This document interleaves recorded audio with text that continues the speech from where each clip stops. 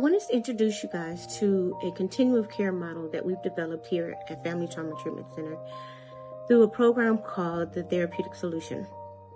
It is a trauma-informed continuum of care model designed to move families from high conflict supervision towards lasting reunification. I'm really excited about it. I'm really excited because I could see us really making an impact on the systems when we all work together. So that's the legal system, meaning lawyers, the judicial system, meaning judges, and the clinical community, meaning therapists, psychologists, psychiatrists, and things like that. And what I see in this model, or what it's designed for, is it distinguishes between traditional monitoring and therapeutic supervised visits, which utilizes active coaching and emotional regulation to repair broken attachment. This model follows a 4-prong approach: stabilization, preparation, deep repair, and then maintenance. This 4-prong approach ensures that transitions are based on clinical behavior, evidence, rather than arbitrary timelines. So often with our supervised visits, monitors are allowed to keep the kiddos physically safe, monitor their behaviors to make sure that they're physically safe, document what occurred, and then they move on to the next. Well, if a kiddo is traumatized or struggling with attachment issues because of the fracture from losing a parent or not being able to see a parent, then there's some trauma work that would benefit that family. Not saying all families, but think of this.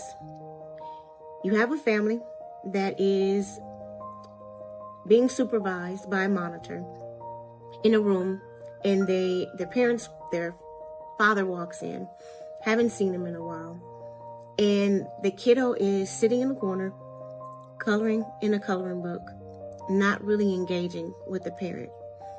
First thing a parent says is, "What's wrong? Why won't you talk to me? Everything okay?"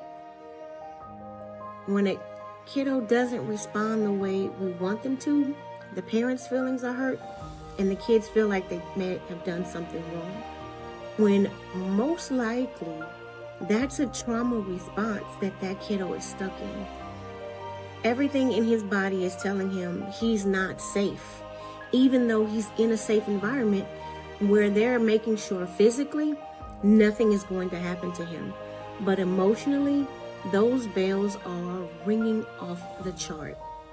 And that's where the bridge comes in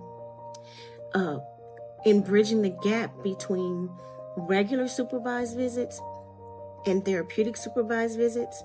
And then with the continuum of care, it's from therapeutic supervised visits to preparation for actual deep repair work.